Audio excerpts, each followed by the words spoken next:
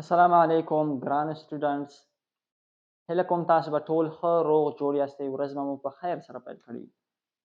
نن ویډیو کې راځم ایکسرسایز 1.2 کوېسچن 1 کلاس 9.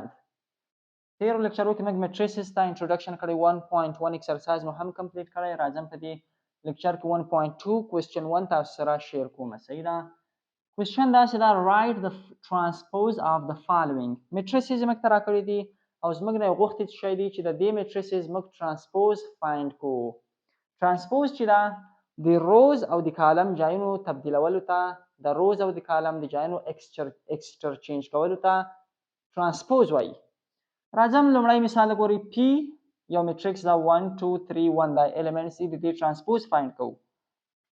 نو که چیرې د پی ټرانسپوز به داسې فایند کوو. صحیح ده؟ مثال پی دلته به یو وړوکې غوندې ټي ورسره ولیکئ. ټي معنا ټرانسپوز. صحیح ده؟ پی ټرانسپوز ایکولز،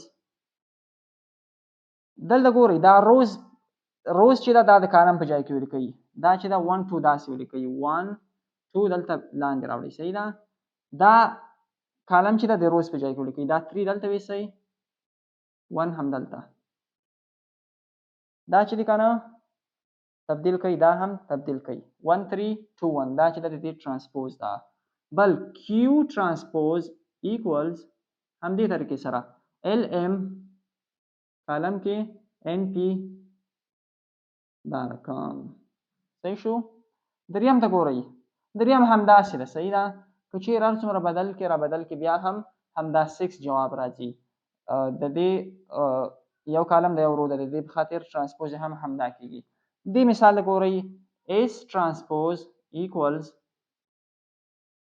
5 1 5 1 negative 5 sorry negative 2 1 negative 2 1 4 4 4 4 دا چې دا د دې ټرانسپوز د میټریکس اس. نو هیله کوم په دې لومړي کوېسچن د ایکسرسایز 1.1 به په مکمل ډول سره پوه شوي یاست. په بله ویډیو کې به انشاءالله زه تاسو سره شیر کوم کوېسچن نمبر 2 ایکسرسایز 1.1 کلاس 9. الله حافظ.